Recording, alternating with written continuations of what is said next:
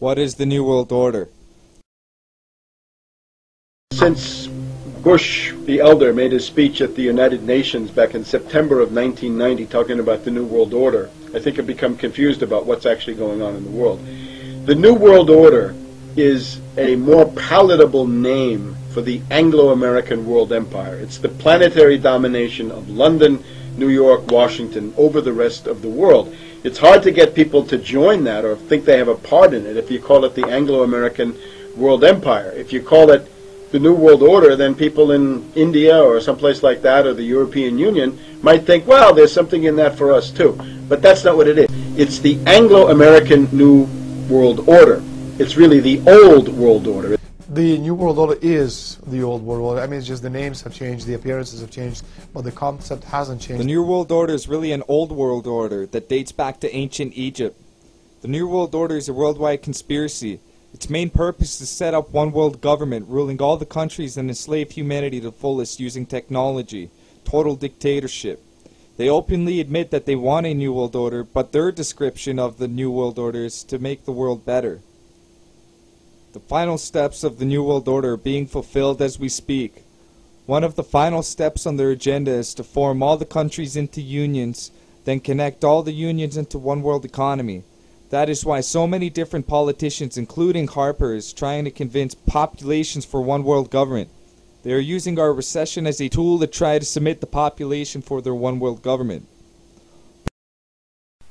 The Financial Times of London, published by a member of the Bilderberg Group, crowed that a dictatorial world government had been kept in the shadows for our own good, and that it was now time for it to emerge from behind the curtains of national security.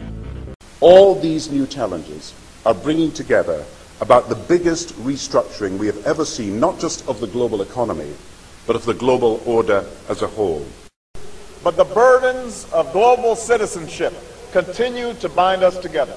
But in a globalized economy, we are going to have to take global responsibilities. And there is going to have to be some semblance of global governance on these questions. Partnership and cooperation among nations is not a choice. It is the only way. Politicians are controlled by unseen entities. They are just puppets. All of our country leaders are part of a secret society or affiliated with secret societies. They do not make any major decisions of our economy. They are just a puppet for the Illuminati, or you can call them the power elite. I will talk about who they are later. All politicians running for president or prime minister are already pre-picked by secret groups. It's a win-win situation for the elite. Liberal or conservative or whatever party doesn't matter. They all work for the same secret group. Democracy is a fraud because of this. Now our minds have been manipulated to think that we have true freedom and democracy, when in reality it doesn't even matter who we pick, because the person we pick does not work for the good of the people, but for the good of the Illuminati. If the population does not like what the puppet is doing at a particular time, then the elite throws out the old puppet and replaces it with a new puppet, which then manipulates your mind thinking that the new puppet will be a better public servant. In reality, the cycle will just continue, and every politician will eventually piss off the population because the power elite are not there to love the people but to control them for their own self-interest. Don't believe that our country leaders are puppets? Here's evidence of Canadian Prime Ministers giving a presentation that was scripted. Iraq's continued defiance of the community of nations presents a challenge which must be addressed. Presents a challenge which must be addressed.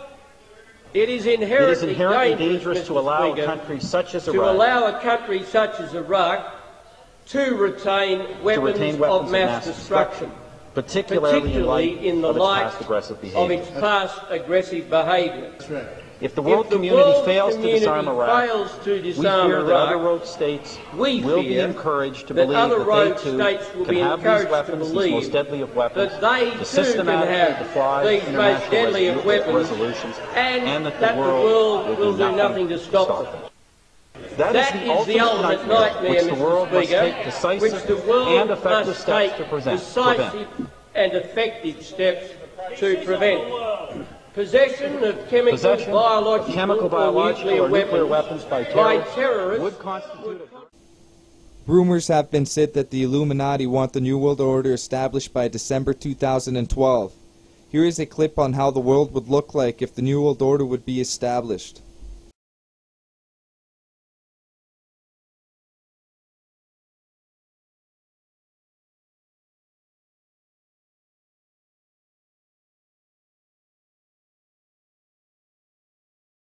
In the near future, Earth is dominated by a powerful world government. Once free nations are slaves to the will of a tiny elite. The dawn of a new dark age is upon mankind. Countries are a thing of the past. Every form of independence is under attack, with the family and even the individual itself nearing extinction. Close to 80% of the Earth's population has been eliminated. The remnants of a once free humanity are forced to live within highly controlled, compact, prison-like cities. Travel is highly restricted. Superhighways connect the megacities and keep the population from entering into unauthorized zones. No human activity is private. AI supercomputers chronicle and categorize every action. A prison planet dominated by a ruthless gang of control freaks, whose power can never be challenged. This is the vision of the global elite, their goal.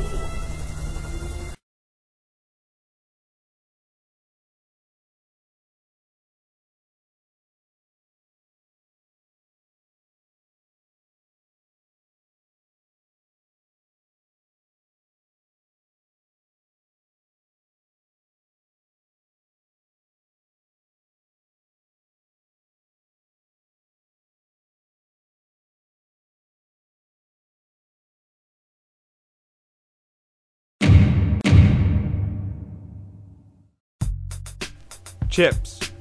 The RFID chip, or radio frequency identification chip, is put under the patient's skin with GPS. This chip was invented in 1969 and was patented in 1973. It's now available for commercial use. It's only 1/3 of a millimeter across. It's a very, very tiny chip. These chips act as transmitters or responders. They are not powered by battery, but by radio signal that's sent by transceivers or RFID readers, so they are always listening for signals and send back information that has been requested. RFID chips cost 50 cents, but prices are dropping.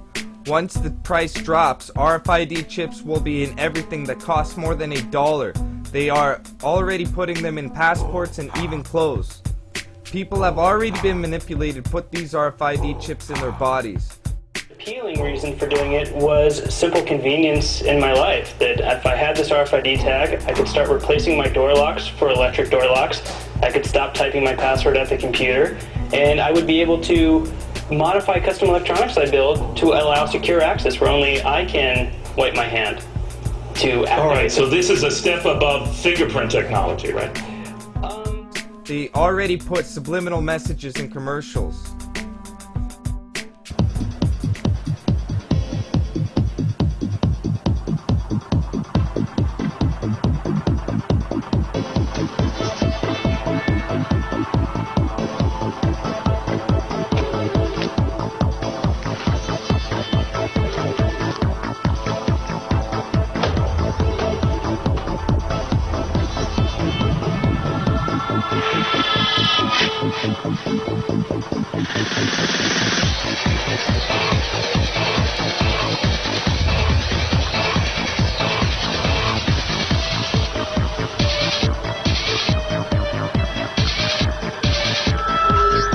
Excuse me, sir.